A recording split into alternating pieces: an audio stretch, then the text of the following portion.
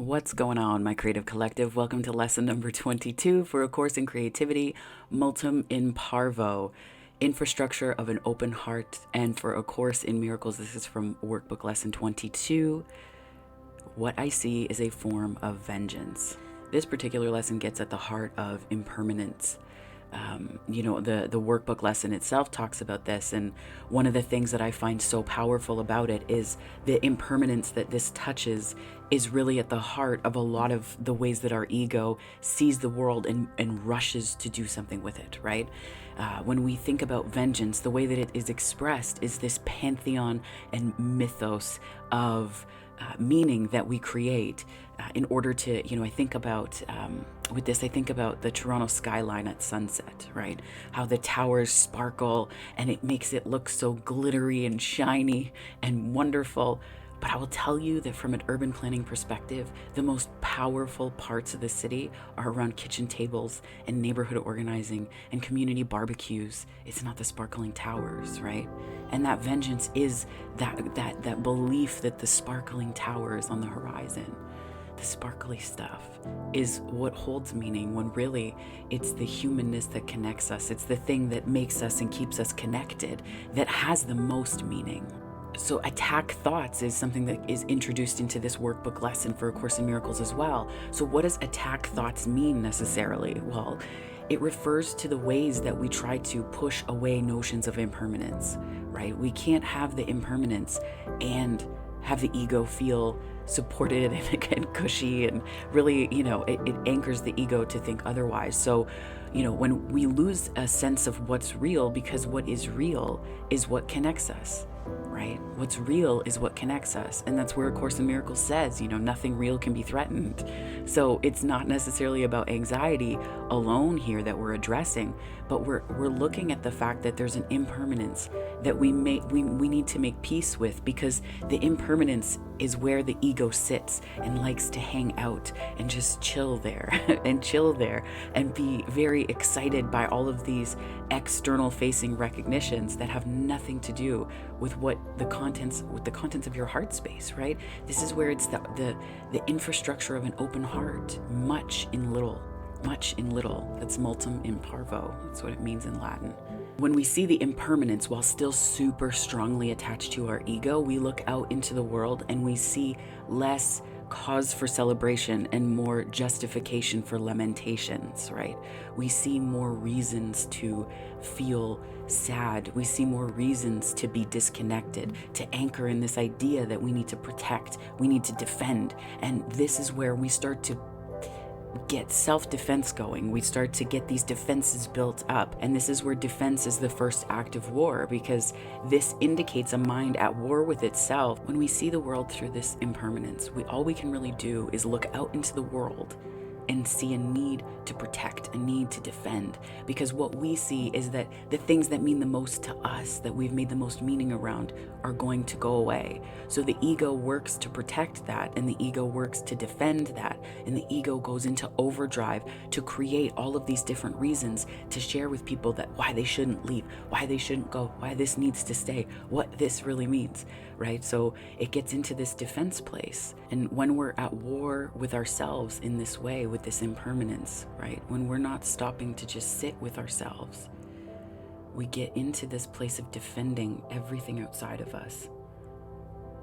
It's impossible to see people for who they are and the light inside them, because we're so preoccupied with defending. We're so preoccupied with trying to protect something that isn't real. It's just not, right? It's just not. And so there's a failure to connect, because when we're connecting not with the core of who someone is, but we're in a way connecting with the part of someone that will alleviate and relieve this deep-seated fear of not just being known, but of losing those ego anchors here, of losing the ego anchors here. So spiritually speaking, we search for that refined sugar when what we need are macronutrients, because we're so hungry for that stability. But it's not going to come from anywhere outside, it's inside, it's in the heart space when we see this impermanence and are able to make a peace with it, instead of agreeing that we need to be at war in the world emotionally and mentally in order to experience these riches that the ego says are the right path. So what are some of the impermanent things? What are some of the impermanent things? The impermanent things are a job. They are your identity, like all of it, all of it. Your bank account, your car, your possessions, which is a funny word because in the end, don't they end up possessing us? Like realistically, then what else is impermanent? Where you live, that can change in an instant, right? We live in a world that is, climate is demonstrating to us the ways that we've imposed ourselves on the world, and in an energy that is extractive and that doesn't really help. So even that, for many people, is going to be in a state of impermanence. It's going to be impermanent. So what is permanent? Well, permanent is the awareness that is the awareness of who you actually are, and the understanding that every part of that awareness in you connects you in the moment to every single person around you, right? That's unity consciousness. That's the oneness that we try to return to when, we religious mythology, that's what we rely on a lot of the time to achieve this, but it's always outside of us. And it's about moving back internally to understand that it's available to you right now. If we're in ego and we see the world for its impermanence, all we see is a reason to attack or defend, because some part of these things that are impermanent might disappear. So we have to work so hard to hang on to them because nothing is guaranteed. And so when we shift our attention away from this impermanence and towards what is actually real for us and what is real and available at every moment of every day, in the ego's lead and in that state of impermanence, we see it's difficult to conceive of the game as anything other than predicated on losing, because you can't win. The ego is wanting to win, but this energy and this oneness can't be won. It isn't something that's achieved, right? So that's what's real. So this fighting impermanence, all that it does is serve to separate us, right? It just serves to separate us. And when we're in that place, we can even get winning twisted as well. That idea of winning, it's hard to conceive of what it means, because what are we actually winning, right? And a lot of the time, winning, as we know it when we're in ego, is based on schadenfreude, where the more that someone else loses, that's how I know that I'm winning, because somebody else lost X, Y, and Z thing first, and that templates what winning is going to mean for me. That templates what winning is, right? That templates all of it. Donna Haraway talks about this in terms of situated knowledges. Now, that's more of a scientific concept, but while I was in my environmental studies program in grad school, her teachings were one of the most profound, and they were deeply theoretical, but I found them to be so gorgeous and illuminating and deeply spiritual as well. And one of the things about situated knowledges that stands out for me is that we all have a context from which we're viewing the world. We all have that context from which we're seeing things.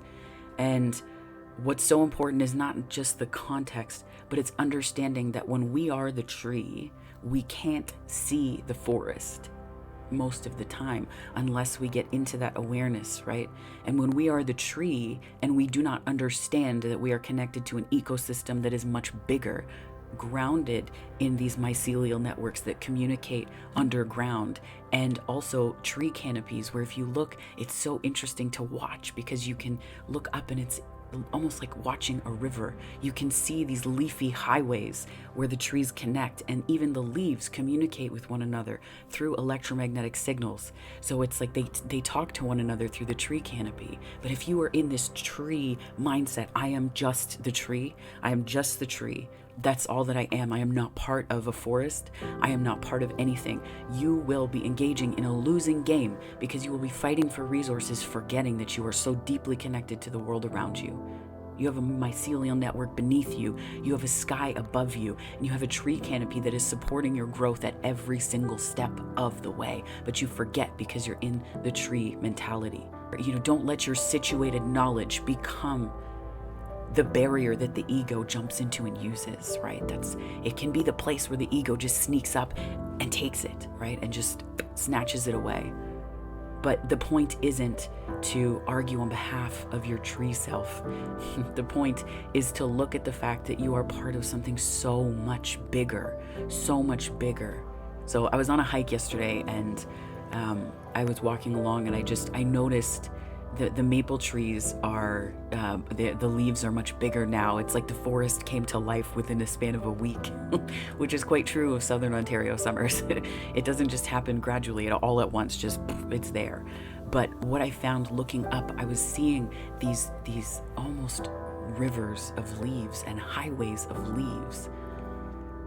And it was such a deep and profound meditation. It brought me to tears, because I was walking along the path and seeing that nature is illuminating a process that's not just true for it, but us too. And we forget, because we just assume that nature is a place we go to get something, and then we return home full or empty or whatever we needed to do. It stays with us because we are one with it as much as it is one with us. We forget that too. We forget that it's not just about being connected to one another, right? And there's no guarantees here either. This impermanence, this lesson is so important. So your creative spark for today, I have not forgotten about those. Your creative spark for today is to create a piece of work, a piece of art, drawing, painting, sketching, pastels, right? Whatever you want, a poem, even a haiku, just something simple. And then I encourage you to crumple it up or to burn it and just sit with the meditation of the impermanence of what you just created. Spend time, put some time into it too. Or take something that you are, a piece of work that you like, or copy out a poem and just understand the impermanence of that. Connect to that and understand that creativity isn't powerful because of what it generates and makes. It's not powerful for that reason. It's powerful because it connects you to the energy of what's real. And that goes far beyond one piece of work, which is ego. It goes beyond one thing. It goes beyond one space or one teaching or one achievement or one right? It goes beyond all of that, and it connects you to that impermanence. Another really great meditation that I like to do when I go to lakes or places that have some measure of waves to them, is to just watch the water crash over the wave and then pull back. And then on the pull back, just think about all of the things that you place of importance and be in the flow of the pullback. And just let life flow in that moment. And if you feel fear about it, if you feel fear at that impermanence of things, remember that the flip side of this is the vengeance, not the vengeance with which we defend, though that is also true, but this is also about the vengeance in the things that we create to make meaning. And when we create those things, these sparkling towers, right? These sparkling towers, the life of a community is not in its skyline. That's its representative. The life of a community is in the community, right? It's in community barbecues and yard sales. It's so rich. It's a rich connection that is deep within something that goes beyond the visual representation of it, right? And vengeance is just the stuff that we put out into the world in the attempt to make sure that the ego doesn't have a chance to stop and know itself. So this was today's lesson, Multum in Parvo, infrastructure of an open heart. What I see is a form of vengeance from A Course in Miracles. So I hope you have a wonderful day ahead of you, my friends, and I will see you on tomorrow's lesson. And as always, wherever this finds you on the time-space continuum, morning, afternoon, or night, I hope it finds you extraordinarily well. Take care, my friends.